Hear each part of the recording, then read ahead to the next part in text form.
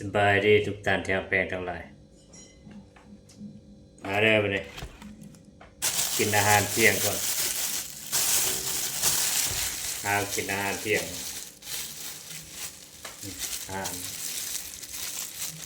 ปิ้งไก่กระปิ้งใหม่ๆร้อนเลยเนี่ยขาไก่ปิ้งใหม่ๆเนี่ยโอ้ตุยดีขนาดเลย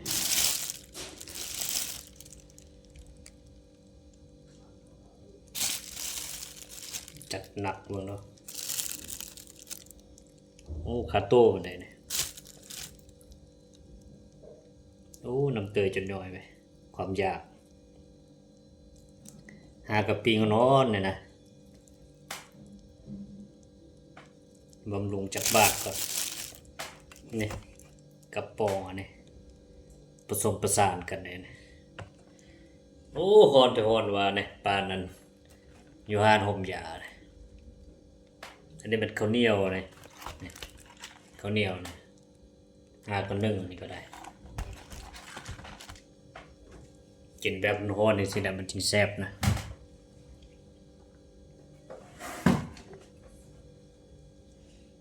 ลงมือเลยมันเนี่ยกินแบบไวๆอาหารจานด่วน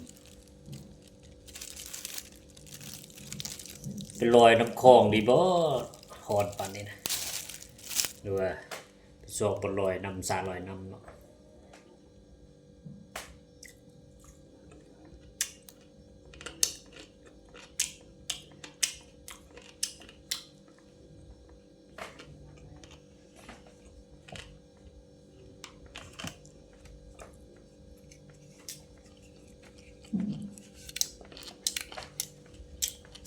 แกงปอด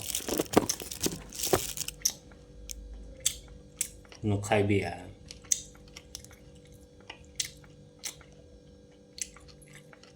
ตึกเสียงให้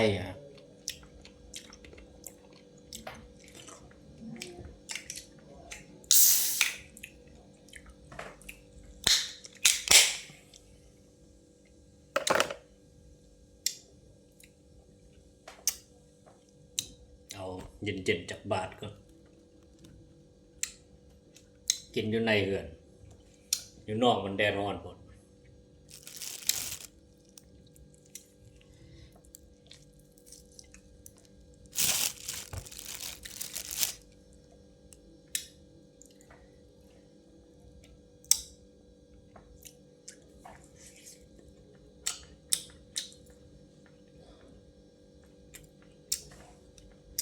ตำเจียว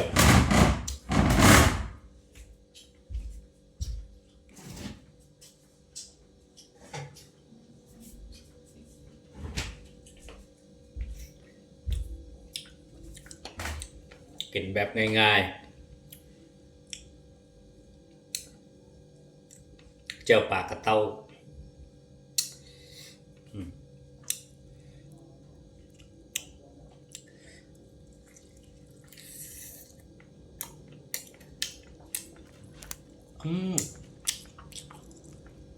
คือว่าถึกแก็บมา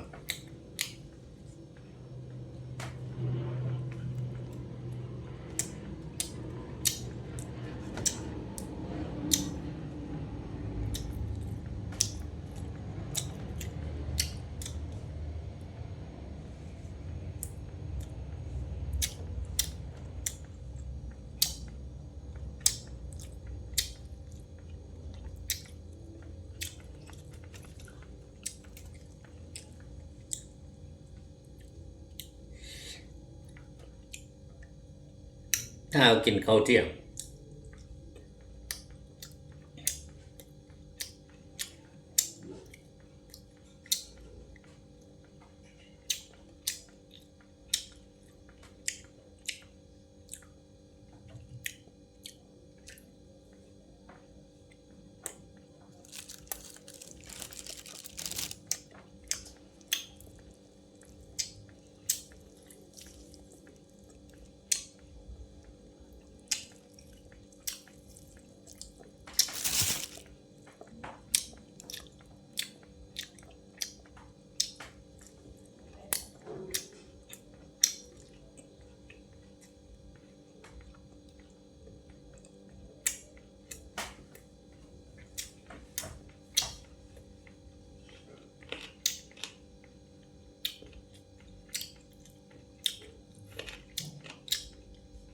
อยู่บอดมือเนาะ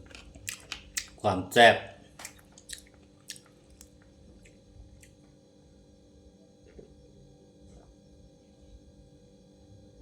อ่าโอ้ถือเก็บกันดีเว้ยแบบผสมประสานเนาะเขาเนื้อเขาแก็บไปนำกันได้เนาะนี่ก็ตายได้ก็ไปเห็นอาหารนี่ก็ได้จักไปเลี้ยงได้ปะไม่อยากออกกล้องคนใด